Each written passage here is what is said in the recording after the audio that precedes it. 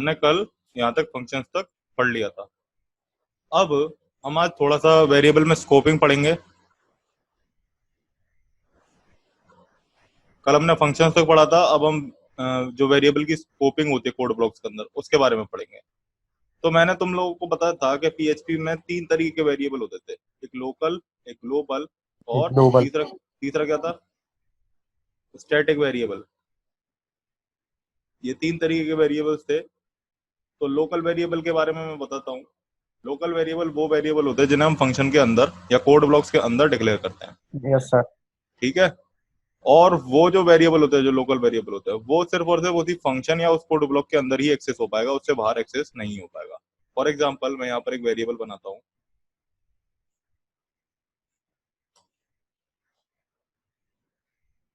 Function hello, इसमें मैंने एक वेरिएबल लिया dollar local equals to local variable. मैंने रिटर्न करा दिया डॉलर लोकल इस वेरिएबल को। ठीक है। मैं क्या करता हूँ, इस फंक्शन को एक्सेस करता हूँ, हेलो से कॉल कराते हैं और एको करा लेते हैं, इसमें से जो भी आएगा एको। अभी हम चेक करते हैं आ गया। हाँ। तो देख रहे हो तुम, लोकल वेरिएबल एक्सेस होकर क्या रहा है। पर अगर इस लोकल वेरिएबल को मैं बाहर एक्सेस करूँ तो एको, या फिर हम फंक्शन को भी कॉल करा लेते हैं उसके बाद एक्सेस करते हैं एको डॉलर लोकल। सेव करते हैं, साइड में ओपन कर लेते हैं इसे, और इसे रिफ्रेश किया। देखो, अनडिफाइंड वेरिएबल लोकल ऑनलाइन 10।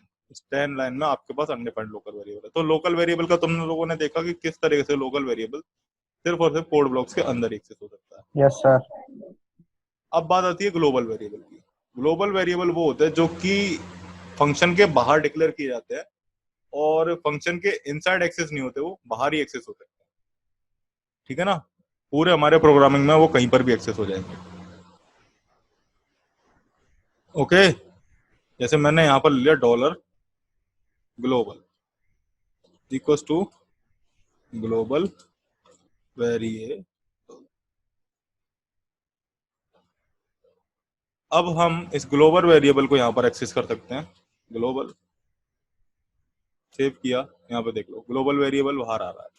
आप फंक्शन के इनसाइड में भी ग्लोबल वेरिएबल को एक्सेस कर सकते हो। मैंने, अगर मैं चाहूँ, अगर मैं फंक्शन के इनसाइड एक्सेस करने की कोशिश करूँ, एको डॉलर ग्लोबल, इसके अंदर एक्सेस करने की कोशिश करें और रिफ्रेश करें, तो देखो अनडिफाइंड वेरिएबल ग्लोबल दे दिया इसने। मतलब हम फंक्शन के अंदर भी ग्लोबल वेरिएबल को एक्सेस नहीं कर सकते। समझ में आया यस पीएचपी में? सर। Yes yes sir.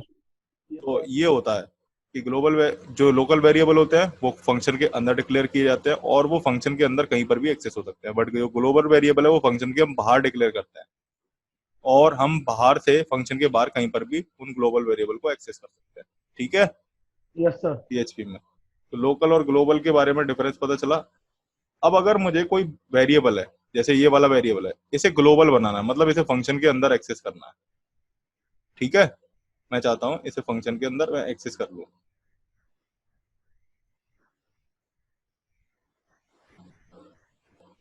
मैं एक काम करता हूँ, इसे हटाते हैं। मैं एक वेरिएबल लेता हूँ, A is equals to global variable, एक इसमें बी आर दे देते हैं। एक फंक्शन लेंगे, फंक्शन, और उसमें दे दिया हेलो। हमने एक वेरिएबल लिया डॉलर ए। ठीक है। और ये ग्लोबल वेरिएबल ही था, याद रखना। अब मैंने लिया एको,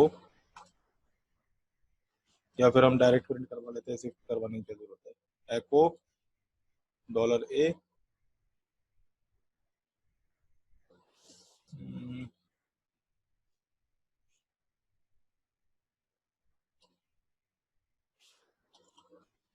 इंसर्ट फंक्शन, मैंने ये ले दिया। इसके बाद मैंने हेलो फंक्शन को कॉल करवाया। एंड मैंने एको किया, एको डॉलर ए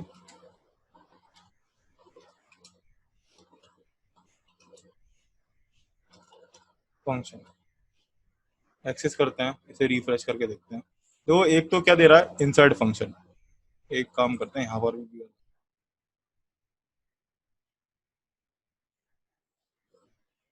एक तुम्हारे पास क्या आ रहा है, ग्लोबल वेरिएबल। सबसे पहले क्या आ रहा है, फंक्शन को कॉल करवाया मैंने, ठीक है, तो हमारे पास क्या आ गया, इनसाइड फंक्शन वाला आ गया। उसके बाद हमारे पास ग्लोबल वेरिएबल प्रिंट होकर के आ रहा है, यस सर। ठीक है, और उसके बाद हमारे पास outside Yes, function sir. Print होकर के आ रहा है। Yes, sir. ये तीनों आ रहे ग्लोबल हैं। वेरिएबल को प्रिंट होकर के आ रहा है यहाँ पर, जबकि मैंने हाँ इसे सर। एक्सेस जबकि मैंने इसे एक्सेस नहीं किया है।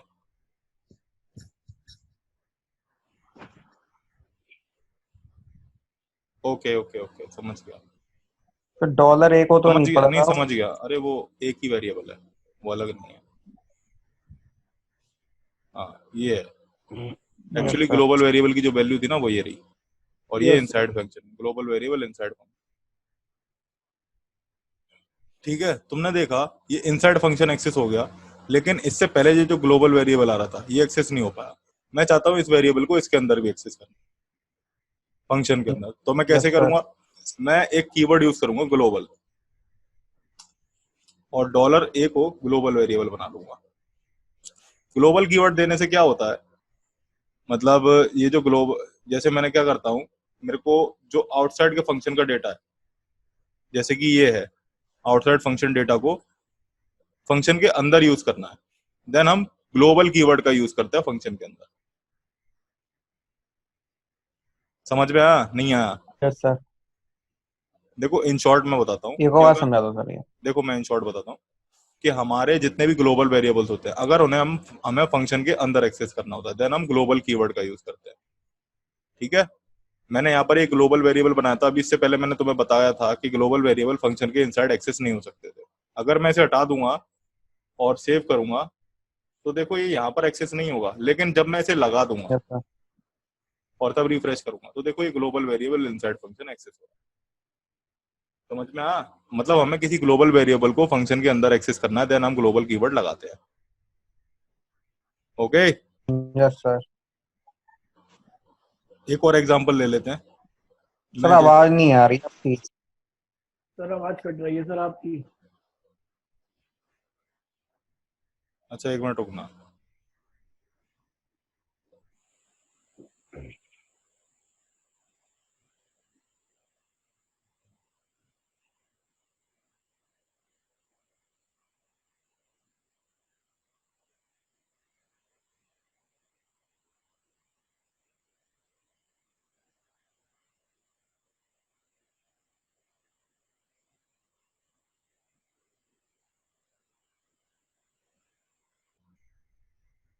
अब आ रही है आवाज?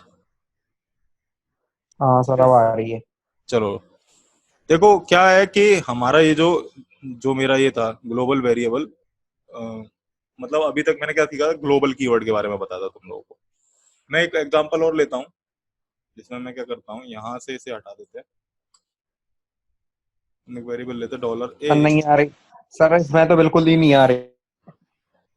अच्छा,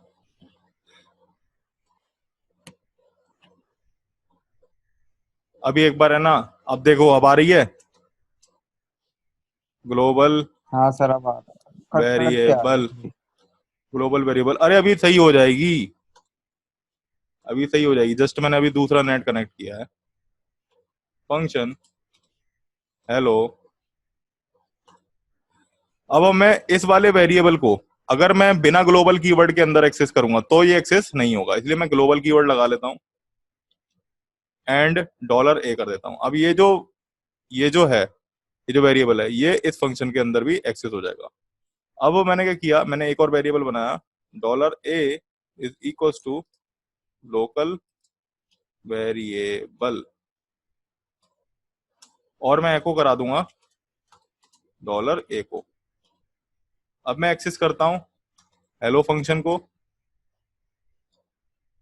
and echo dollar a access करते हैं। देखो सबसे पहला आया लोकल वेरिएबल और उसके बाद अगेन लोकल वेरिएबल आ गया। समझ में आया यहाँ क्या हुआ?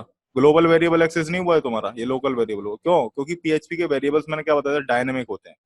ये ग्लोबल वेरिएबल था, ये फंक्शन के अंदर हुआ, अपडेट हो गया इस वैल्यू से, ये वैल्यू से अपडेट हो गया और तब जा करके जो हमारी वैल्यू थी वो लोकल वेरिएबल आ गई इसमें।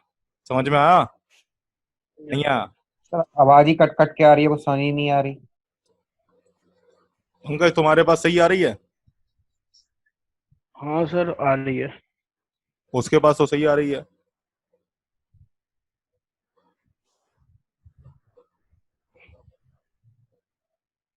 सर मैं पूछता हूँ।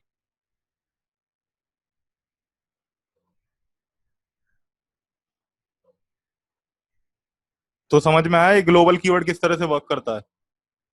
क्या मैं किसी भी ग्लोबल वेरिएबल को अगर फंक्शन के अंदर एक्सेस करना होता है देन हम ग्लोबल कीवर्ड का यूज करते हैं। अब हमारे तीसरे तरीके के वेरिएबल आते हैं स्टैटिक वेरिएबल।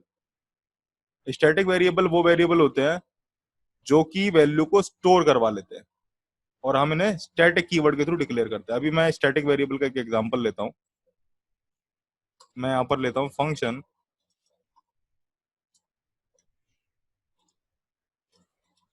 वेरिएबल। अब हम लेते हैं स्टैटिक कीवर्ड। स्टैटिक वेरिएबल को डिक्लेयर करने के लिए हम स्टैटिक कीवर्ड लेते हैं। Dollar a is equals to 0। यह अब एक स्टैटिक वेरिएबल बन गया। Dollar a plus plus and एको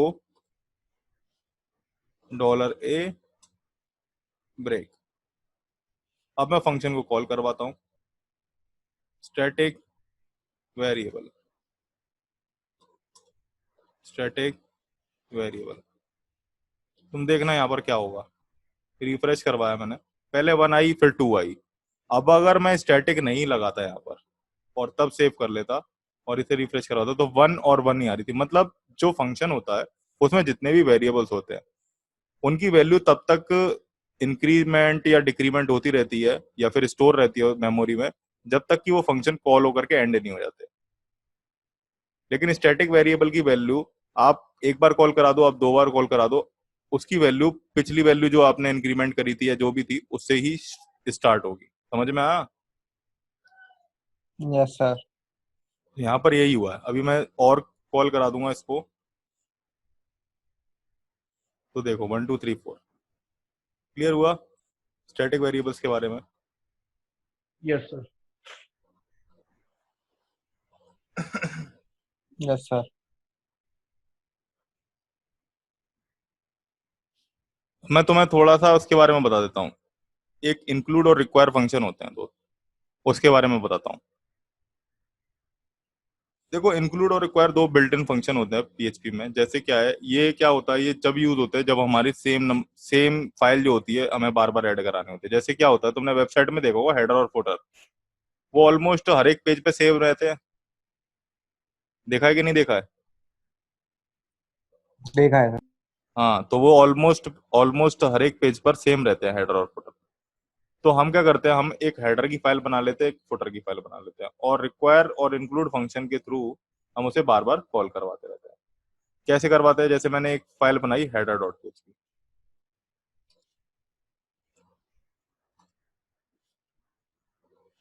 और एक बनाई मैंने फुटर डॉट पीएचपी।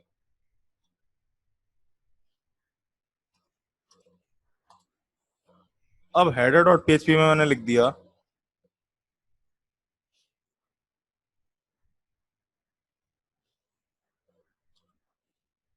एको h1 हेलो हेडर। मैंने ये कॉपी किया, सेव किया और यहाँ पर लिख दिया इसे हेलो फुटर। अब मैं क्या करता हूँ, इंडेक्स डॉट पीएचपी में जाता हूँ। अब मान लो कि ये मेरी फाइल है और ये दो अलग अलग तरह की फाइल थी, इसमें मैंने कंटेंट रख लिया। तो अब मैं क्या है कि अगर इसका कोड बार बार हर एक फाइल पे लिखूंगा तो कोड एक तो लेंदी हो जाएगा और दूसरा क्या है, उसे एग्जीक्यूट होने में टाइम लग जाएगा। मान लो कि हेडर पे थोड़ी सी कॉम्प्लेक्स प्रोग्रामिंग हो रखी है या फुटर पे थोड़ी सी कॉम्प्लेक्स प्रोग्रामिंग हो रखी है, तो बार बार उसे एग्जीक्यूट होने में टाइम लगेगा। इसलिए हम क्या करते हैं, इन दोनों का कोड दो अलग अलग फाइल्स में रख लेते हैं और हम इनसे अपनी जो बाकी की फाइल्स होती हैं या बाकी के जो वेब पेजेस होते हैं वेबसाइट के, उन पर इंक्लूड करवा देते हैं। ऑल्सो मैं एक चीज और बता दूं कि इंक्लूड और रिक्वायर फंक्शन तब यूज होता है जब हमें जो हमारा कोड होता है हर एक पेज पे वो सेम हो वेबसाइट के। ठीक है, तो हमें बार बार लिखना ना पड़े, इसलिए हम इंक्लूड और रिक्वायर फंक्शन का यूज करते हैं। अब जैसे मैं यहाँ पर क्या करता हूँ, इंक्लूड लिख देता हूँ। इंक्लूड इंक्लूड में मैं क्या करता हूँ, हेडर डॉट पीएचपी दे दी, सेव किया, यहाँ पर रन करवाया तो हेलो हेडर आ गया ये इंडेक्स डॉट पीएचपी में। Yes sir. और मैंने फुटर दे दिया इंक्लूड,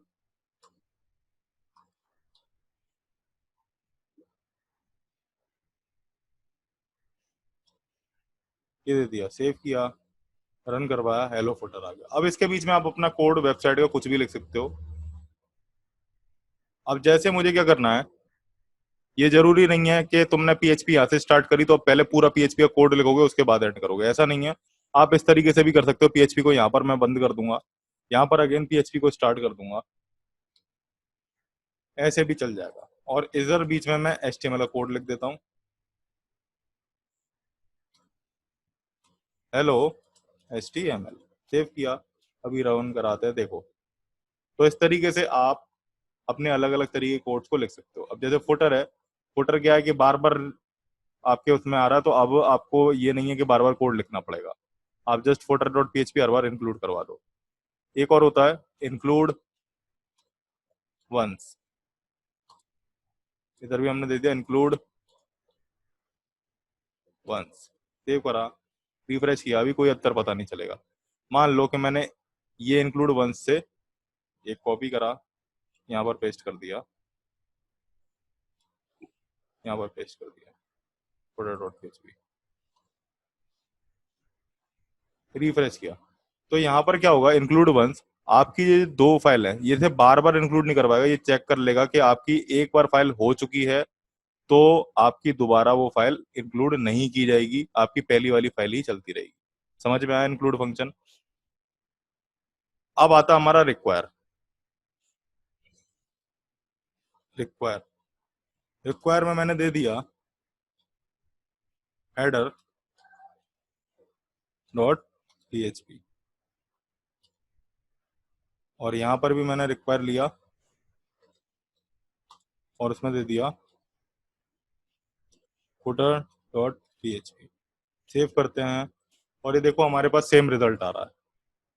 तो रिक्वायर्ड और इंक्लूड एक ही तरीके से वर्क करते हैं, बट अब मैं अगर रिक्वायर को रिक्वायर वंस दे दूं, यहाँ पर रिक्वायर वंस लिख देता हूँ, रिक्वायर वंस, एंड इसे कॉपी करके यहाँ पर पेस्ट करते हैं, सेव करेंगे, नहीं एरर आती है शायद से।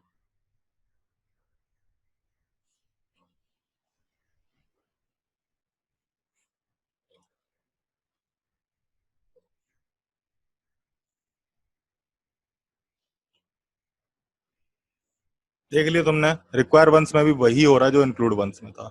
मतलब आपका जो आपका जो वो था कोड, वो एक ही बार एग्जीक्यूट होगा, लेकिन अगर हम खाली रिक्वायर ले लें, यहाँ पर भी मैंने खाली सिंपल रिक्वायर ले लिया और सेव किया और यहाँ पर किया, तो हमारे पास दो हेडर और दो फुटर ऐड हो जाएंगे। इसलिए रिक्वायर वंस और हेड और जो हमारा ये था इंक्लूड वंस, इसका यूज किया जाता है ताकि हमारी अगर बाई चांस मल्टीपल फाइल्स एक ही फाइल में लग गई है तो वो एक फाइल को इग्नोर कर देगा। अभी मैं क्या करता हूँ, रिक्वायर में मैं यहाँ पर इसे हटा देता हूँ और मैं यहाँ पर भी इसे हटा देता हूँ। अब जो हमारी हेडर डॉट पीएचपी है उसमें मैं थोड़ा सा एरर दे देता हूँ। एक मैंने और एको दिया, एको h2 hey I am footer, यहाँ पर से हम ये हटा देते हैं, सेव करते हैं हम, और अब रिफ्रेश करेंगे तो तुम्हारा स्टार्टिंग में ही एरर आ गया। लेकिन अगर मैं इंक्लूड करूंगा, नहीं एक काम करते हैं, रिक्वायर ही रहने देते हैं, और इधर क्या करते हैं, इधर कर देते हैं, इसमें एरर दे देते हैं, हेडर में एरर नहीं देते, हम फुटर में एरर दे देते हैं, h2 am footer।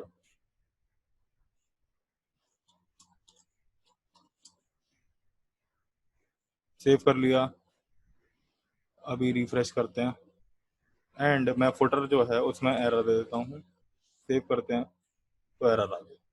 तो रिक्वायर ने क्या किया देखना, और अगर मैं यही चीज इंक्लूड के साथ करूँ तो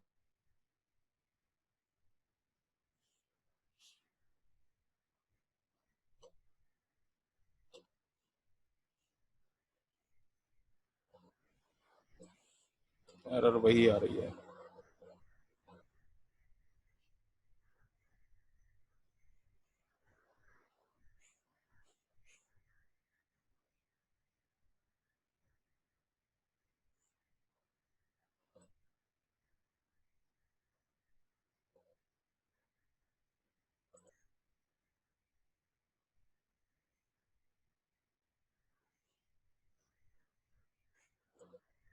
तो तुम लोगों को क्लियर हुआ कि इंक्लूड और रिक्वायर फंक्शन किस तरह से वर्क करते हैं, देख लिया तुम लोगों ने।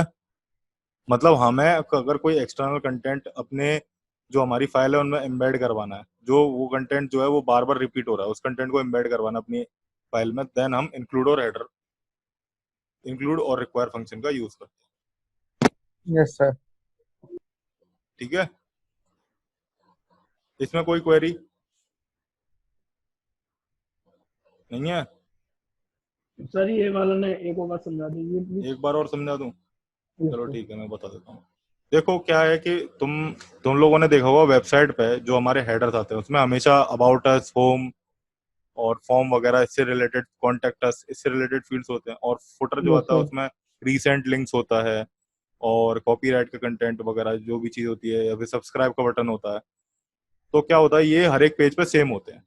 Yes sir. हेडर और फुटर में दिखा देता हूँ कैसा होता है। वेबसाइट हेडर, वेबसाइट का हेडर होता है वो ये होता है, ये ऊपर है। ठीक है, वेबसाइट फुटर, वेबसाइट का फुटर कुछ ऐसा होता है। तो ये जो चीज होती है हेडर और फुटर, ये रिपीट होते रहते हैं हमारे वेबसाइट में मोस्टली। ये जो चीज होती है ये बिल्कुल सेम लगा होता है। तो इस केस में क्या होता है कि जैसे, अब जैसे मैं तुम्हें दिखा देता हूँ, एक चीज और दिखाता हूँ, टाइम पेजेस।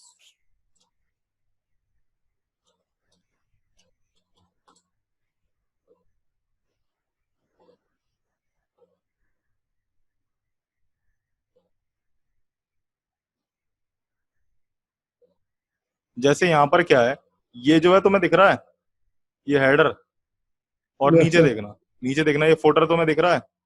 Yes sir. ये हर एक पेज पे क्या है, सेम होगा। देखना अबाउट अस पे क्या है, अबाउट अस पे मैं गया तो देखो अबाउट अस पे भी ऐसा ही है, और ये ऐसा ही है।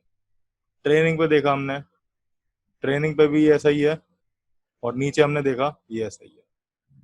ठीक है, इसके बाद यस सर। कॉन्टेक्ट अस पे देखा, कॉन्टेक्ट अस पे भी यही है, और इधर यही है। तो इसमें क्या हुआ, ये बार बार चेंज तो नहीं हो रहा ना? नहीं सर। नहीं हो रहा ना? यस ये सर। एक ही तरीके का कंटेंट है। अब अगर हम इसे हर एक पेज पर लगाएंगे तो क्या होगा, कोड हो जाएगा लेंदी, और जिस वजह से क्या होगा, हमारा कोड लेंदी हो जाएगा और हमारी वेबसाइट को एग्जीक्यूशन टाइम इंक्रीज हो जाएगा। तो उस वजह से हम इंक्लूड और रिक्वायर फंक्शन का यूज करते हैं। इंक्लूड फंक्शन के थ्रू हम किसी भी फाइल को, जैसे अब ये है, इसे मैंने footer डॉट पीएचपी में रख लिया, और ये वाला जो था इसे हेडर डॉट पीएचपी में रख लिया। तो हेडर डॉट पीएचपी को मैंने इंक्लूड करा दिया इंक्लूड के थ्रू सबसे ऊपर, और फुटर को मैंने सबसे नीचे इंक्लूड करवा दिया। तो क्लियर हुआ? इस तरीके से इंक्लूड और रिक्वायर फंक्शन का यूज करते हैं, और जो कंटेंट बार बार रिपीट हो रहा होता है हमारी वेबसाइट में, उसे हम अलग फाइल में रख करके इंक्लूड करवाते रहते हैं। समझ में आया? Yes sir. Yes sir. अब हमारे आते हैं super global variables. Super global variables क्या होते हैं? अभी तक तुमने जो वेरिएबल पढ़े थे वो क्या है कि या तो एक फाइल के अंदर ही एक्सेस होते थे, मतलब एक फाइल में हम उन्हें या तो लोकल स्कोप पे एक्सेस कर सकते थे, या ग्लोबल स्कोप पे, या फिर स्टैटिक स्कोप पे। पर ये जो सुपर ग्लोबल वेरिएबल होते हैं, इसे हम एक फाइल से दूसरे फाइल में भी एक्सेस कर सकते हैं। ठीक है, मैंने जैसे एक फाइल पे एक्सेस यस किया, तो मैं यस दूसरी सर। दूसरी फाइल पे भी उसे एक्सेस कर सकता हूँ। अब मैं कैसे एक्सेस करूंगा, मैं तुम्हें दिखाता हूँ।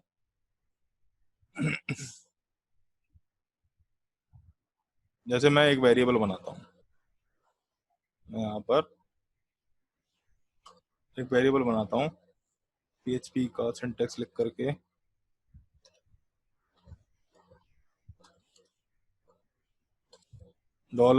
$ABC is equals to global variable 1,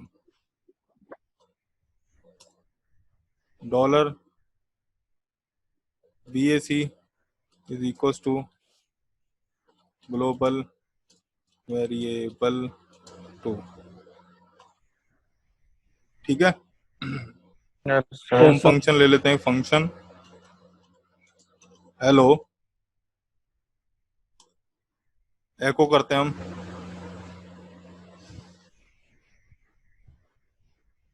global बना देते हैं तो पहले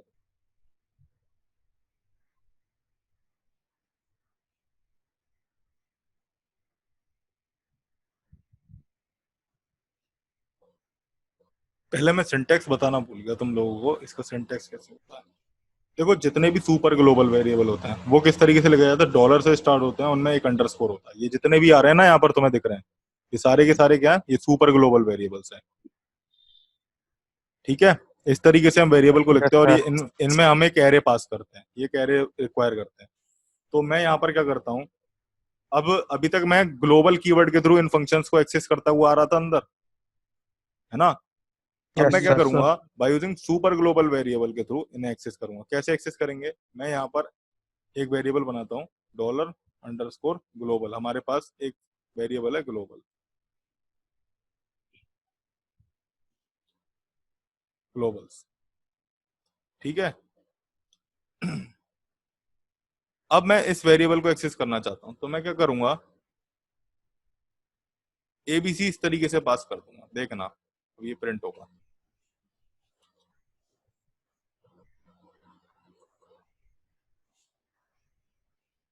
फंक्शन को कॉल नहीं करा,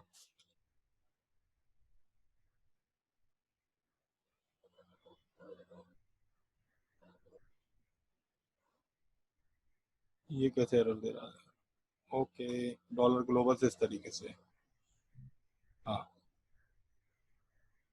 देखा। तो मैंने सुपर ग्लोबल वेरिएबल का यूज किया, और उसके थ्रू जिस तरह से हम ग्लोबल कीवर्ड का यूज करके ये जो एक्सटर्नल वेरिएबल्स होते थे इन्हें फंक्शन के अंदर एक्सेस करते थे, उसी तरीके से हम ये जो ग्लोबल है, ठीक है, इसके थ्रू हम फंक्शन को इसके थ्रू हम जो वेरिएबल हैं उन्हें फंक्शन के अंदर एक्सेस कर सकते हैं। तो ये वेरिएबल होता है। मैं इसके बारे में पिछली बार बताना भूल गया था, अभी ये वेरिएबल का नाम आया तो मैंने इसलिए बता दिया। और कौन से थे, पहले सुपर ग्लोबल वेरिएबल को लिख लेते हैं सारे के सारे जितने थे। PHP super global variables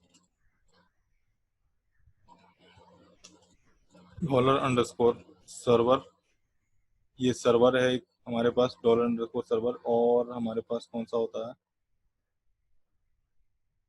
request होता है,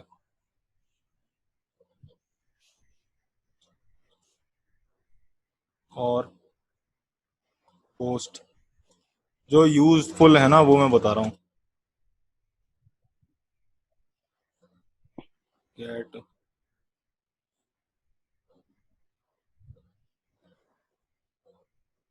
एक फाइल्स होता है,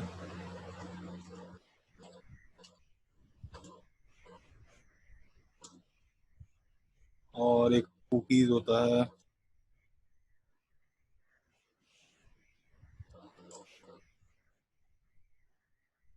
बस यही होते हैं, एक सेशन भी होता है, हाँ एक सेशन होता है। तो ये सारे सुपर ग्लोबल वेरिएबल्स होते हैं जो कि मोस्टली यूज होते हैं। अब मैं वन बाय वन एक एक सुपर ग्लोबल वेरिएबल के बारे में एग्जांपल के थ्रू तुम्हें समझाऊंगा कि कैसे कैसे ये वर्क करता है। ठीक है, सबसे पहला हमारा सुपर ग्लोबल हाँ। वेरिएबल क्या है? सर्वर।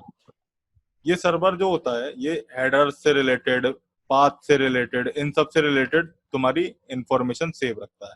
मैं यहाँ पर क्या करता हूँ, मैं यहाँ पर सिंपल PHP में एको करवा देता हूँ $_सर्वर एंड ये एक पैरामीटर लेता है। इसके पैरामीटर अभी मैं बता दूंगा, PHP_self। इसके प्री डिफाइंड पैरामीटर्स हैं कुछ। ये देखो इसने बता दिया PHP सेल्फ का मतलब है ये जो करंट डॉक्यूमेंट है ये किस डायरेक्टरी में, ये PHP सेल्फ बताता है। सर्वर एड्रेस होता है, सर्वर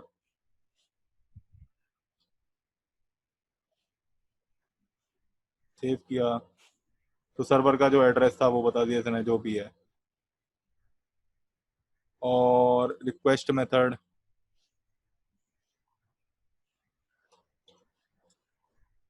ये अरे ये मोस्टली ज्यादा यूज होते हैं, ये पता है यूज ये, ज्यादा। अरे नहीं ये यूज होगा, ये पता है कहाँ यूज होगा, ये तुम्हारा यूज होगा फॉर्म वैलिडेशन में। ठीक है ना, जब हम फॉर्म को सबमिट करेंगे ना PHP पे सर्वर के थ्रू, ठीक है, तब सॉरी। तब इनका यूज होगा। Yes sir. ठीक है, तो अभी मोस्टली PHP सेल्फ यूज होता है। PHP सेल्फ क्यों होता है? ताकि वो करंट फाइल को, जो तुम्हारी करंट फाइल है उसको पॉइंट करता है। और हम PHP में $_सेल्फ का यूज करते हैं करंट फाइल के डेटा से उठाने के लिए डेटा। ठीक है, यस सर। इसके बाद आता है हमारा रिक्वेस्ट। अब रिक्वेस्ट के लिए मैं बताता हूँ कि कैसे रिक्वेस्ट काम करता है। जैसे मैं यहाँ पर एक फॉर्म बनाता हूँ, अब थोड़ा सा फॉर्म के साथ वर्क कर लेते हैं। मैं यहाँ पर एक फॉर्म बनाता हूँ और फॉर्म में मैं एक्शन लेता हूँ तुम्हारा एक्शन। अब मैं बताता हूँ, तुम्हें याद होगा कि मैंने जब हम HTML पढ़ रहे थे तो मैंने तुम्हें ये वाले एट्रीब्यूट छुड़वा दिए थे। एक्शन हो गया, हाँ सर, मेथड हो गया, है ना। डायरेक्ट फॉर्म ही दे देते हैं। Yes sir. हाँ, तो हमने सिर्फ और सिर्फ फॉर्म के बारे में ये जाना था कि फॉर्म कैसे बनता है। तो अब मैं एक्शन और मेथड के बारे में बताता हूँ। देखो PHP में क्या होता है, हम जब भी फॉर्म सबमिट करेंगे तो हम 3 मेथड्स होते हैं हमारे पास। एक होता है गेट होता है, एक पोस्ट होता है और एक रिक्वेस्ट होता है। ठीक है, तो यस अभी मैं सर। मेथड, जो पोस्ट होता है उसमें क्या होता है, डेटा सिक्योर वे में सबमिट होता है या सिक्योर वे में एक फाइल से दूसरे, एक जगह से दूसरी जगह ट्रांसफर होता है। लेकिन गेट जो होता है वो अनसिक्योर होता है, अनसिक्योर वे में उधर एक जगह से डेटा दूसरी जगह पर ट्रांसफर होता है। दूसरी चीज, गेट जो होता है वो फॉर्म जब हम लगाते हैं तो बाय डिफॉल्ट मेथड, जो ये जो मेथड एट्रीब्यूट है उसमें की जो बाय डिफॉल्ट वैल्यू है वो गेट मेथड है, पोस्ट मेथड नहीं है। हम जब भी पासवर्ड वगैरह या फिर रजिस्ट्रेशन करवाते हैं फॉर्म भरवा करके यूजर से, और हम जब उसका सबमिट करवाते हैं या रजिस्ट्रेशन करवाते हैं तो हम मेथड जो यूज करते हैं वो होता है पोस्ट, ताकि जो डेटा है वो सेव ना हो। अब डेटा सेव ना होने से मतलब क्या है, जब हम फॉर्म को सबमिट करते हैं तो हमारा जो डेटा होता है यूजर का वो URL में सेव हो जाता है अगर हमने मेथड यूज किया है गेट। लेकिन अगर हमने पोस्ट मेथड यूज किया है तो हमारा डेटा इसमें सेव नहीं होगा।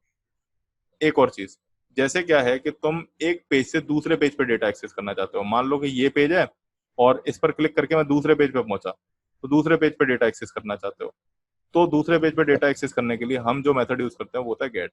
तुमने देखा होगा अपने फेसबुक में, जब क्या है कि जब तुम अपने यूजर की प्रोफाइल पे क्लिक करते हो तो नेक्स्ट पेज जो ओपन होता है उस पर भी तुम्हारी प्रोफाइल पिक्चर आ रही होती है और तुम्हारा नाम आ रहा होता है। तो वो यस डेटा सर। क्या है, वो डेटा। यस एक सर। पेज से दूसरे पेज पे भी तो डेटा आ रहा है। तो वो क्या होता है, वो गेट मेथड के थ्रू आ रहा होता है। समझ में आया? आ यस गया। सर। अब मैं बताता हूँ कि हम सबसे पहले पोस्ट मेथड लेते हैं। यहाँ पर पोस्ट मेथड दे दिया मैंने, पोस्ट मेथड। और एक्शन में अब हम क्या देंगे, एक्शन में मेरे को ये करंट फाइल का पाथ देना है। मतलब मैं जिस पर भी मैं PHP की स्क्रिप्ट लिखूंगा इस फॉर्म से रिलेटेड, याद रख लो, जैसे मैंने क्या किया, एक फॉर्म बनाया, ये फॉर्म बनाया, इस फॉर्म पे जो भी फील्ड्स में डालूंगा, पासवर्ड का, टेक्स्ट का, उसका डेटा अगर मुझे उठाना है तो या तो मैं एक अलग स्क्रिप्ट बनाऊं, अगर जैसे मैंने यहाँ पर एक और स्क्रिप्ट बनाई, एक्सटर्नल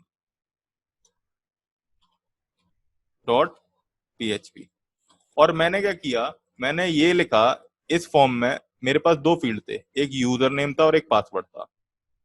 ठीक है, तो मैंने क्या किया, मैंने चाहता हूं कि जब ये फॉर्म सबमिट हो तो यूजर नेम और पासवर्ड डेटाबेस में जाकर के सेव हो जाए। तो डेटाबेस में जाकर के सेव हो जाने की जो स्क्रिप्ट होगी या जो प्रोग्रामिंग होगी वो मैं एक बैकएंड लैंग्वेज पे लिखूंगा, और बैकएंड लैंग्वेज अभी हम जो कोर्स कर रहे हैं उसके केस में क्या है, पीएचपी। तो यस अगर सर। मैं इस बैकएंड लैंग्वेज का कोड इसी पेज पे लिखूंगा, ये जो मेरा पेज है, मतलब फॉर्म को जब मैं सबमिट करूंगा तो डेटा जो हमारा है डेटाबेस में सेव हो जाए, इसकी प्रोग्रामिंग मैं इसी पेज पे लिखूंगा। तो या तो मैं इस पेज को ही पास कर दूंगा यहाँ पे index.php। बट अगर मैं इसको इस पेज पे ना लिख करके एक्सटर्नल डॉट पीएचपी पे लिखूंगा, तो यहां पर मैं क्या लिखूंगा, एक्सटर्नल डॉट पीएचपी। मतलब ये एट्रीब्यूट उस पेज को कॉल करवाता है जिस पेज पे आपकी या तो फॉर्म सबमिट होने का कोड लिखा हो, ठीक है ना, या फिर फाइल सबमिट होने का कुछ भी कोड लिखा हो, उसको कॉल करवाता है उस पेज को। सर समझ इसी में पे कोड लिख रहा होगा तो इंडेक्स होगा, क्या इंडेक्स डॉट पीएचपी। क्या? इसी पे कोड लिखा होगा तो हाँ, इंडेक्स इसी पे डॉट कोड लिखा पीएचपी। होगा तो index.php। अभी मैं तुम्हें दिखाता हूँ, जैसे मैंने लिख दिया index.php। अब मैं यहाँ पर एक फील्ड बनाता हूँ, इनपुट टाइप टेक्स्ट दिया मैंने, और टेक्स्ट के बाद मैंने तुम्हें बताया था कि अगर मुझे इस इनपुट फील्ड का डेटा उठाना है तो हम इनपुट टाइप के साथ एक एट्रीब्यूट यूज करते हैं जिसे हम कहते हैं नेम। मैंने नेम दे दिया एफ नेम, ठीक है। अब हम एक बटन बनाते हैं, इनपुट टाइप सबमिट, ठीक। अब मैं क्या करता हूं मैंने क्या किया, मैंने अभी तक तो ये बना दिया, मेथड दे दिया, पोस्ट और एक्शन दे दिया index.php, तो हमारा index.php सबमिट करने पे कॉल हो जाएगा। अब मैं पीएचपी की स्क्रिप्ट, मैंने index.php दिया है तो मैं यहीं लिखूंगा php।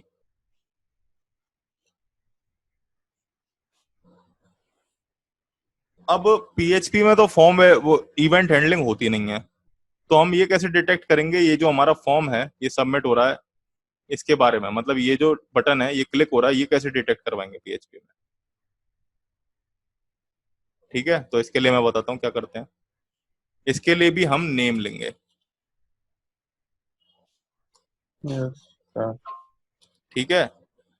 अब मैं चाहता हूं, देखो एक फंक्शन होता है जिस तरह से तुम्हारे पास yes unset yes function sir. होता था ना डिलीट करने के लिए, अनसेट फंक्शन होता था वेरिएबल्स सर। को और एरेज को डिलीट करने के लिए, उस तरीके से इससेट फंक्शन होता है ये चेक करने के लिए कि वेरिएबल में वैल्यू है कि नहीं है। समझे? समझ रहे हो कि नहीं समझ रहे हो? देखो जैसे मैं यहाँ पर एक एग्जांपल के दिखा देता हूँ। मान लो कि मैंने क्या लिया, $a इज इक्वल टू कर पीएचपी। समझे?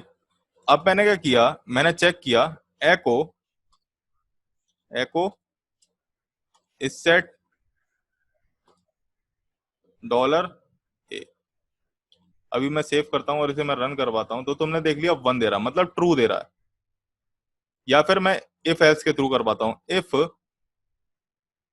इज सेट $a, अगर ए में वैल्यू है तो ए को दे दे ट्रू, एल्स ए को फॉल्स। अभी चेक करते हैं, हमारे पास वैल्यू है इसलिए ट्रू आ जाएगा, लेकिन यहां पर अगर वैल्यू नहीं आई, सिंपल इस तरीके से आया और मैंने किया तो हमारे पास फॉल्स आ जाएगा। तो इस सेट वेरिएबल क्या चेक करता है, इस सेट फंक्शन क्या चेक करता है कि आपका जो वेरिएबल डिक्लेयर किया गया उसमें कोई वैल्यू है कि नहीं है। तो अब जब भी मैं बटन को सबमिट करूंगा तो वो मुझे कुछ ना कुछ रिटर्न करेगा, देखना।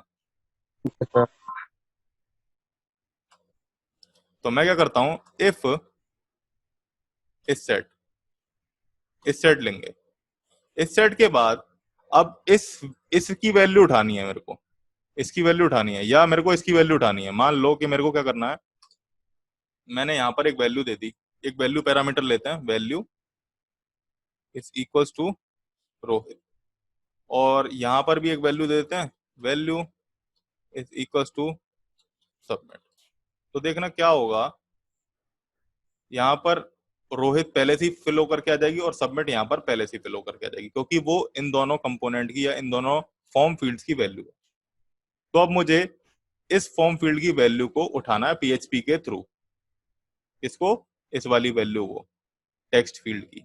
तो सबसे पहला हम देखेंगे कि हमारे पास फॉर्म में जिस फील्ड को की वैल्यू को उठाना उस पर नेम लग रहा है कि नहीं लग रहा, नेम लग रहा है, और दूसरा मेथड कौन सा है। तो उसकी वैल्यू को उठाने के लिए हम लगाएंगे डॉलर अंडरस्कोर पोस्ट। पोस्ट क्यों लगाया है? क्योंकि जो हमारा फॉर्म का मेथड है वो पोस्ट है। अब इसके अंदर एक एरे पास करेंगे, ये एक एरे एक्सेप्ट करता है, और उस एरे में ये जो नेम दिख रहा है, तो मैं नेम एफ नेम के अंदर ये जो वैल्यू दिख रही है, नेम के अंदर जो वैल्यू दिख रही है एफ नेम, इसे पास कर देंगे। अब हम एको करके देखते हैं, सेव करता हूं मैं, अनडिफाइंड इंडेक्स एफ नेम। एक मिनट, गड़बड़ है।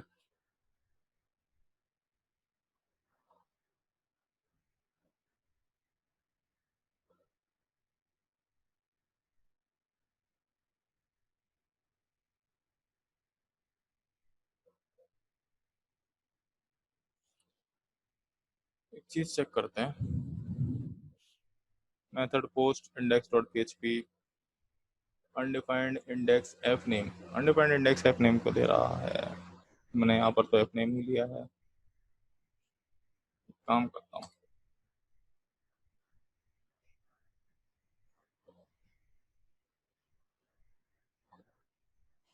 और अगर हम इधर गेट दे तो ऐसे बात तो वही पड़ेगी। गेट गेट सेव किया, हाँ वही दे रहा है, एको डॉलर अंडरस्कोर पोस्ट।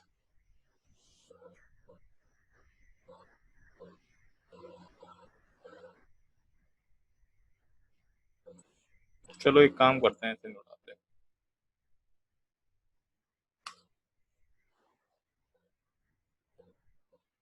मैं यहाँ पर क्या करता हूँ, इफ सेट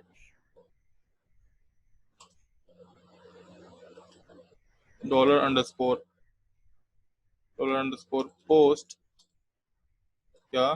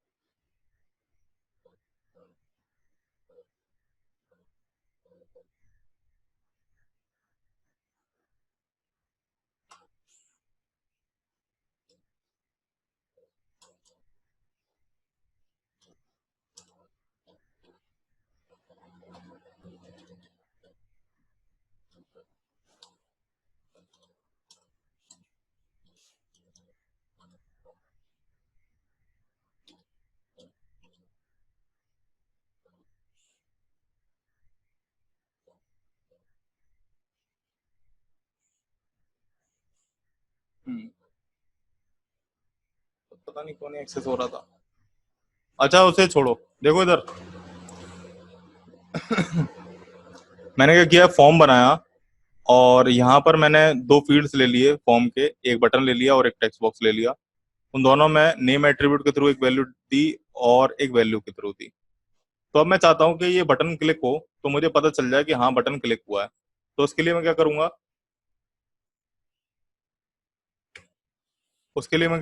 सबसे पहले इस सेट लगाऊंगा। जैसे अभी मैंने बताया था कि इस सेट जो फंक्शन होता है वो ये चेक करता है कि हमारे पास वैल्यू आ रही है कि नहीं आ रही है। तो जब भी हम फॉर्म के फील्ड से वैल्यू उठाना चाहेंगे तो हम लगाएंगे जो मेथड है डॉलर अंडरस्कोर पोस्ट करके, और जो नेम है उसे उस एरे के अंदर पास कर देंगे। तो इस तरीके से इसकी वैल्यू उठ करके आएगी। अभी मैं करूंगा एको बटन क्लिक, सेव किया, फिर रिफ्रेश किया। जब मैंने इस पे क्लिक किया तो बटन क्लिक, समझ में आया, पता Yes. चला। यस तो सर। इस इसका भी तरीके उठा से हम, सकते हैं सर, ऐप क्या, नेम भी उठा सकते हैं, ऐप नेम भी उठा सकते हैं सर। हाँ एफ ऐप नेम भी उठा सकते हैं। देखो कैसे उठाएंगे, मैंने दे दिया echo dollar underscore post F name, save करते हैं, रन करवाया, एक मिनट, मैंने यहाँ पे एरर दे दी। अभी सबमिट करते हैं, देखो रोहित आ रहा है यस सर। कैच हो करके। Yes sir. तो समझ में आया, इस तरीके से हम वैल्यूज को उठाते हैं फॉर्म फील्ड में से। अभी मैं बताऊंगा कि फॉर्म हैंडलिंग कैसे करते हैं, पर मैं सबसे पहले जो अपना मेथड बता रहा था रिक्वेस्ट वाला, ठीक है, तो वो बताता हूँ। यस जो सर। डॉलर रिक्वेस्ट वाला सुपर ग्लोबल वेरिएबल बता रहा था ना, वो बताता हूँ। हम क्या करते हैं, हम यहाँ पर पास करते हैं $_सर्वर। अगर हमारा सर्वर जो है उसका रिक्वेस्ट अंडरस्कोर मेथड, ये भी सर्वर का एक pre defined paragraph, pre defined parameter है। वो क्या है, पोस्ट है। जो सर्वर का जो रिक्वेस्ट मेथड है वो पोस्ट है। तो हमारा जो डॉलर नेम है वो कैसे उठेगा, dollar name is equal to, अब हम ये नहीं लगाएंगे, $_पोस्ट नहीं लगाएंगे, हम चाहें तो अब हम रिक्वेस्ट भी लगा सकते हैं। अब रिक्वेस्ट क्या करता है, वो पोस्ट और गेट दोनों को एक्सेप्ट कर लेता है, बट ये डिटेक्ट करवाना होता है, हमें ये पता लगाना होता है कि जो हमने रिक्वेस्ट भेजी है वो पोस्ट से भेजी है या गेट से भेजी है। मैं यहाँ पर दे दूंगा F name if empty dollar name, अगर हमारा एम्प्टी है नेम, तो एको में क्या आ जाएगा, name is empty, else echo dollar name. Save किया, रिफ्रेश किया, रीसेंड कर देते हैं हम। अब मैंने क्या किया, मैं यहाँ पर जब सबमिट करूंगा तो रोहित आ गया, ठीक है, एल्स वाला ब्लॉक चल गया हमारा।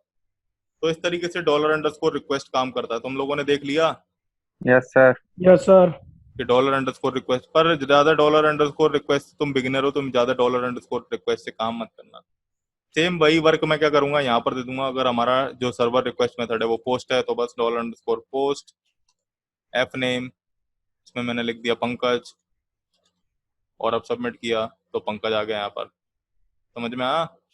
Yes sir. सेम वही गेट के लिए होता है। गेट में मैंने यहाँ पर क्या करा, $_गेट दे दिया।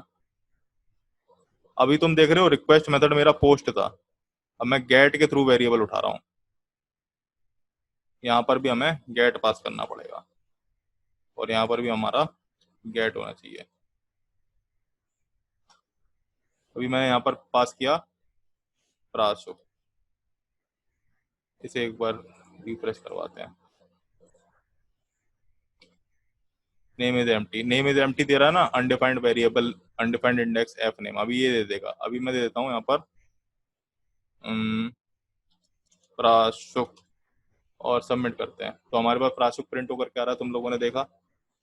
तो इस तरीके से तुम लोगों ने ये तो देख लिया होगा, तुम लोगों को ये तो पता चल गया होगा कि हम फॉर्म्स फील्ड की वैल्यूज को किस तरह से उठाते हैं पीएचपी के थ्रू। हाँ सर, आ गया। Yes sir. ठीक है, यस सर। Yes sir.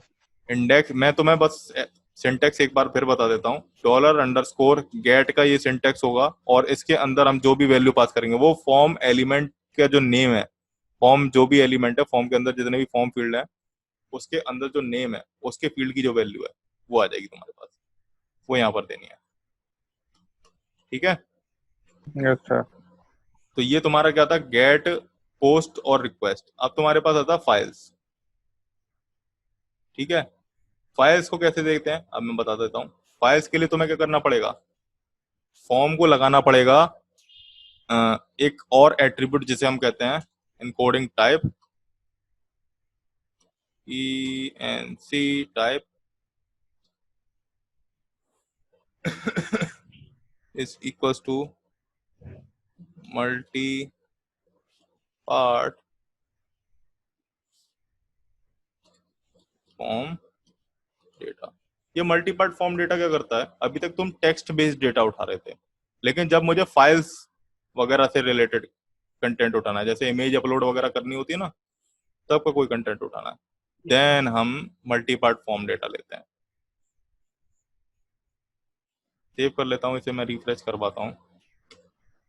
तो ये हमारे पास क्या आ रहा है, एक फाइल के लिए आ रहा है हमारे पास। अब मैं यहाँ पर मैं PHP की स्क्रिप्ट लिखता हूँ। अच्छा, तुम लोगों को मैंने ये नहीं करके दिखाया कि एक्सटर्नल PHP अगर मैं लगा दूंगा यहाँ पर तो क्या होगा। No sir. External dot PHP ये लगा दिया। अब हम जो कोड लिखेंगे ना वो इंटरनल वाला कॉल नहीं होगा, एक्सटर्नल पे जो कोड लिखेंगे वो कॉल होगा।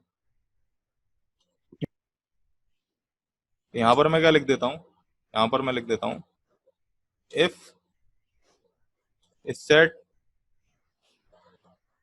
$_ पोस्ट, हमारा पोस्ट मेथड ही है ना, गेट है, पोस्ट दे देते हैं पोस्ट। इसके बाद डॉलर फाइल जो हमारी होगी इज इक्वल टू $_ फाइल्स, और फाइल्स में जो हमने फाइल पास कर रखी है, क्या पास करी है, fname दे रखा है।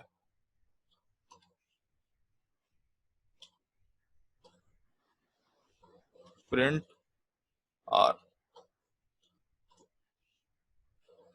अब तुम्हें पता है मैंने यहाँ क्या किया है, ओ सॉरी मैंने यहाँ पर एक काम और करना पड़ गया। अब मैंने पता है क्या किया, यहाँ पर अगर मेरे पास फाइल से रिलेटेड कोई इनपुट है, जैसे ये वाला इनपुट टाइप फाइल, तो इसकी वैल्यू को अगर उठाना है मेरे को, इसकी वैल्यू चेक करना है, तो मैं क्या करूंगा, $_ नाम से जो हमारे पास सुपर ग्लोबल वेरिएबल है उसका यूज करते हैं।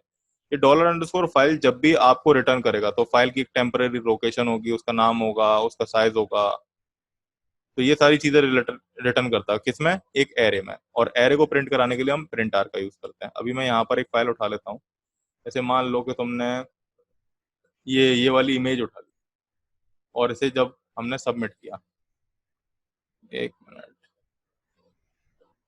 सेव किया मैंने इसे भी, external.php,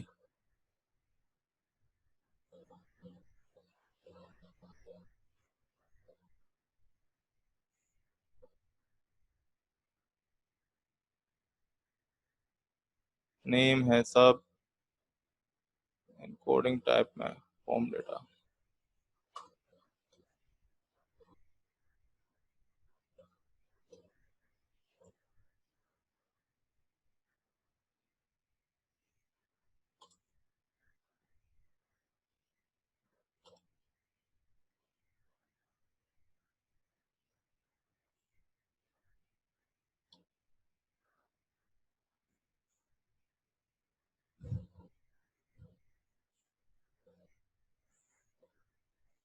हाँ देखो क्या हुआ मेरे पास, मैंने अब देखना मैं ब्राउज करूंगा, मेरे पास कोई भी फाइल आ गई, ये रही क्यूरियोसिटी इमेज, मैंने इसे अपलोड किया, यहाँ पे आ गई। अब मैं जब इसे सबमिट करूंगा तो देखना external.php यहाँ पर तुम्हें दिख रहा है, ये चल रहा है।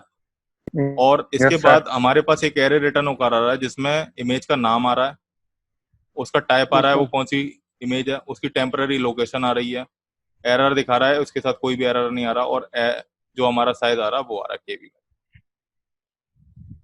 तो क्या है ये एक एरे रिटर्न करता है जब भी आप फाइल को अपलोड करोगे, तो उससे रिलेटेड जितनी भी इंफॉर्मेशन होगी आपके पास आ जाएगी। अब जैसे आपको क्या है कि साइज एक्सेस करना है, तो आप कुछ नहीं करो, आप यहाँ पर फाइल और उसके बाद एक एरे लो और उसमें दे दो साइज, रिफ्रेश करते हैं, एक काम करो, मैंने ये सबमिट करी, ये करा, तो देखो उसका साइज आ गया। अगर मैं यहाँ पर नेम दे दूंगा तो मेरे पास नेम आने लग जाएगा ऐसे, फिर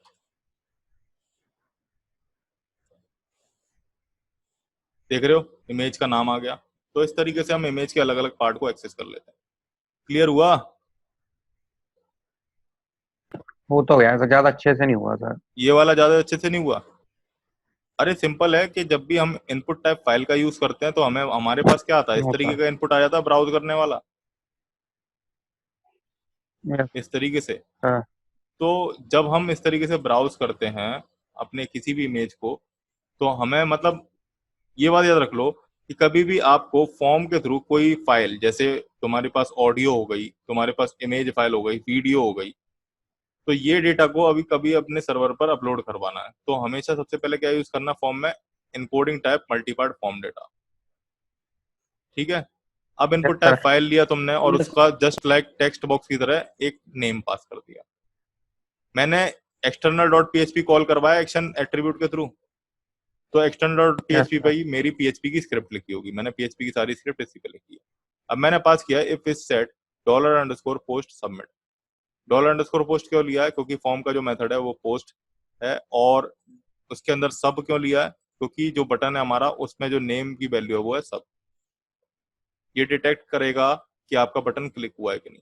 अब इसके जैसे ही आप सबमिट करोगे तो ये इफ स्टेटमेंट ये वाली कॉल हो जाएगी और ये चेक करेगी कि आपका जो आपने जो बटन पे क्लिक किया है उससे वैल्यू आई है कि नहीं। आपकी वैल्यू आई है बिल्कुल।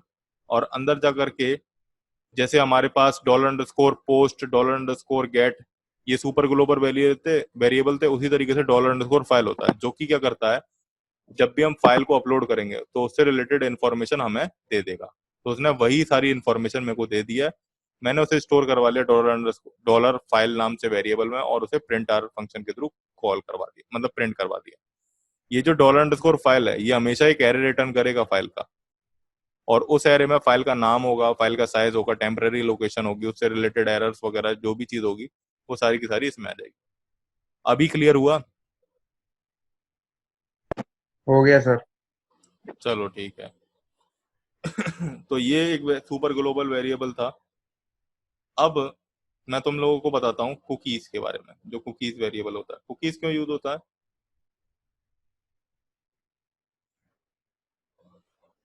बताओ।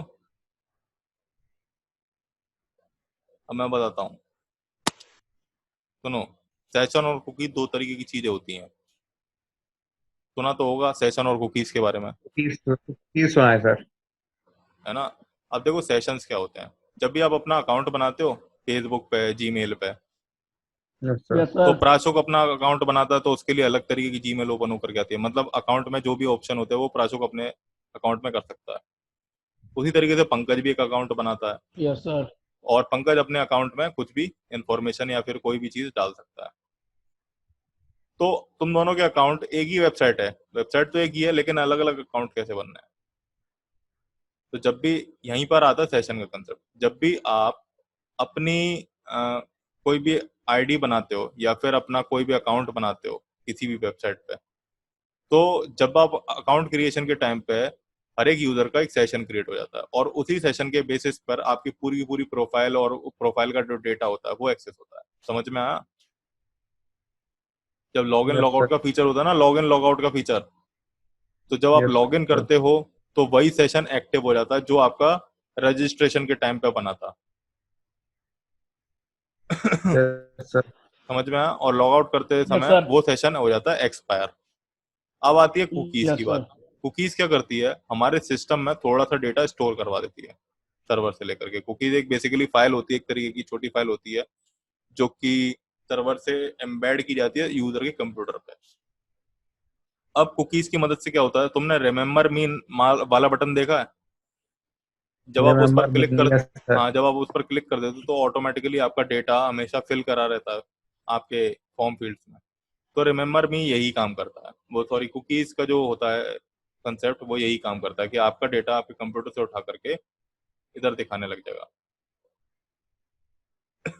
सेशन और कुकीज में डिफरेंस इतना है कि सेशन आपका हमेशा सर्वर पर जाकर के वैलिड होगा और तब जाकर के ये पता चलेगी कि हाँ ये अकाउंट इस बंदे का है।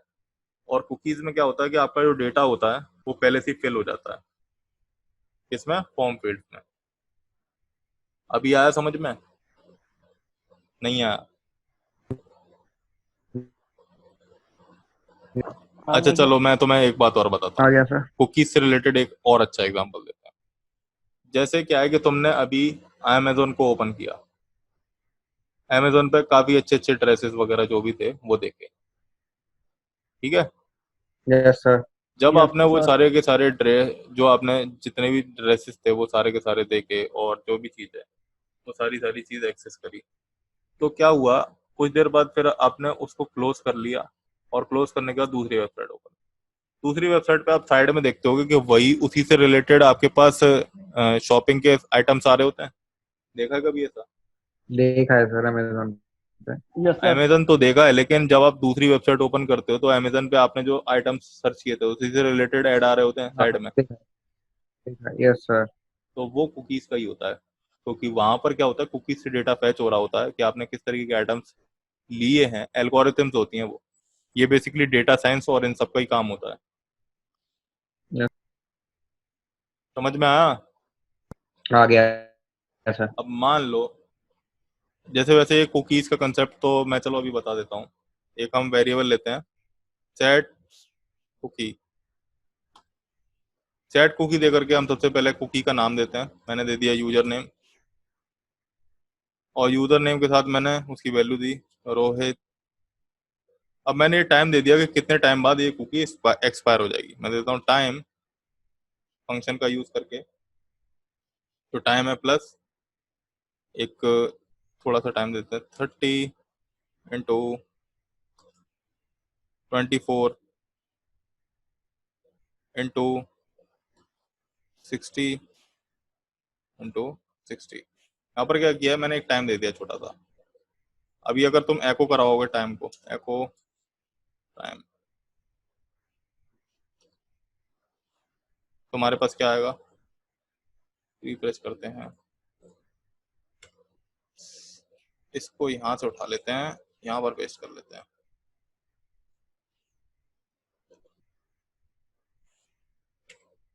ये तुम्हारे पास ये सारा टाइम आ रहा है, और किसमें आ रहा है? मिली सेकेंड्स में आ रहा है तुम्हारे पास टाइम।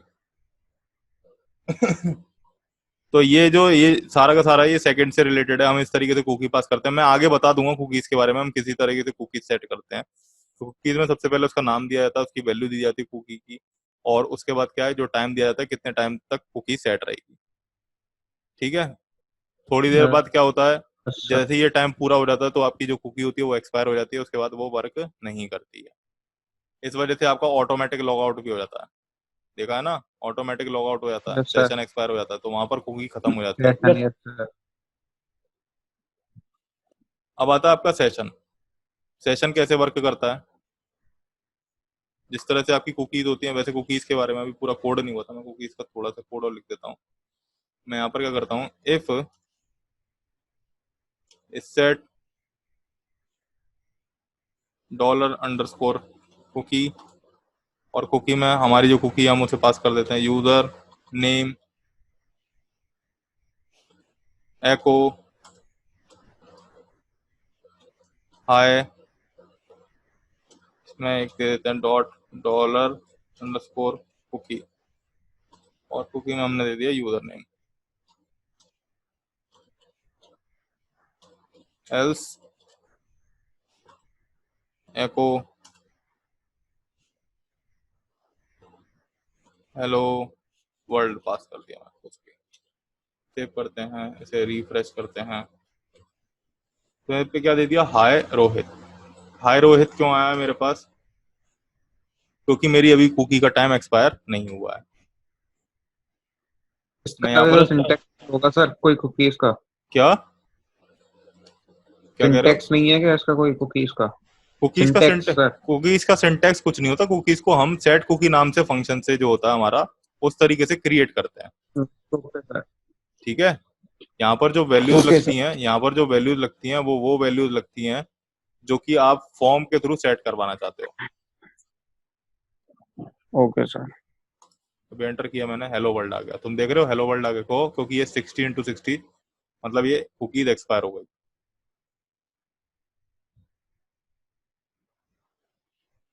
अब हमारा आता है सेशन। सेशंस में क्या होता है, जैसे सेशन को बनाते कैसे हैं, मैं यहाँ पर लेता हूँ। जिस तरह से सेट कुकी के थ्रू हम कुकी को क्रिएट करते हैं, वैसे ही सेशन स्टार्ट। अभी इसके बारे में मैं ज्यादा बता रहा नहीं हूँ, जब हम एक लॉग इन लॉग आउट वाला सिस्टम भी बनाएंगे ना, तब मैं बता दूंगा तुम लोगों को। सेशन स्टार्ट दे दिया। अब यहाँ पर क्या किया मैंने, $_ और मैंने एक सेशन क्रिएट किया एफ नेम के लिए, और उसमें एक बाय डिफॉल्ट वैल्यू दे दी। अभी मैं बाय डिफॉल्ट वैल्यू के साथ ही वर्क कर रहा हूँ, फिर मैं बाद में बताऊंगा। $_ एक मैंने लिया एल नेम के लिए,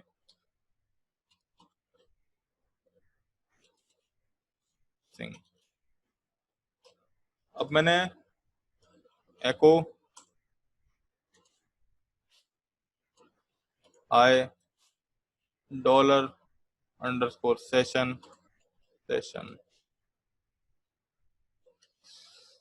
एक काम करते हैं, यहाँ पर इसे वेरिएबल में स्टोर कर लेते हैं। Dollar name is equal to F name और dollar L name is equal to hi dollar F name space dollar L name. Save किया, यहाँ पर इसे रन करवाते हैं। तो देखिए क्या दे दिया, अनडिफाइंड वेरिएबल एल नेम। एक मिनट,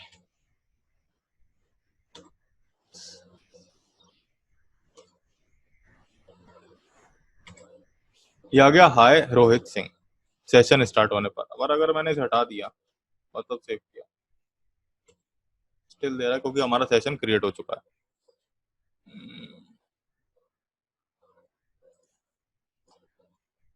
सेशन स्टार्ट, बहुत याद के लिए पर ऊपर से आ रहा है। सेशन ऊपर से जा रहा है। यस सर,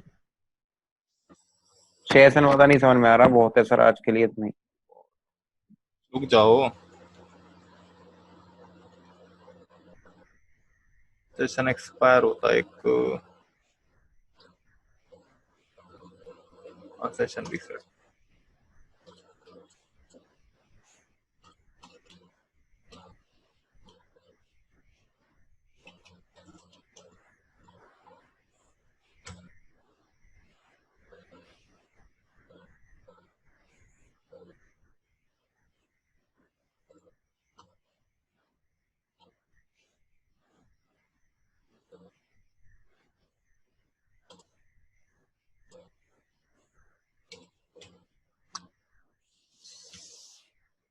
ये भी सेव क्यों नहीं होता? चलो सेशन के बारे में मैं कल बताऊंगा, ठीक है। तो मैं आज क्या चीज नहीं समझ में आई सबसे ज्यादा, ये बता दो मुझे, सबसे ज्यादा दिक्कत किस में आई? कुकीज और सेशन में ही? हाँ बताओ। सर, इसी में आई है सर। सेशन में? Yes sir. ठीक है, तो चलो कोई नहीं, सेशन को मैं कल डिस्कस कर दूंगा। तो कल तुम्हारा ओके सर। पीएचपी का फॉर्म से रिलेटेड जितना भी वर्क होगा वो खत्म हो जाएगा। Yes okay, sir. Yes sir. ठीक है। तो Yes, आज के लिए इतना ही। और कुकीज और सेशन के बारे में मैं कल दोबारा से एक्सप्लेन कर दूंगा। एंड कल हम फॉर्म का जितना भी पार्ट है वो सारा खत्म कर देंगे, form handling and form validation by using PHP. कल की क्लास थोड़ी सी ज्यादा बड़ी होगी, 10:30 बजे तक होगी, पहले से ही मैं बता दे रहा हूँ तुम लोगों को, क्योंकि कल सैटरडे है। चलो ठीक है, आज के लिए इतना ही। कोई डाउट Okay. नहीं है? No, sir. चलो ठीक है, No. Thank you, sir. Okay.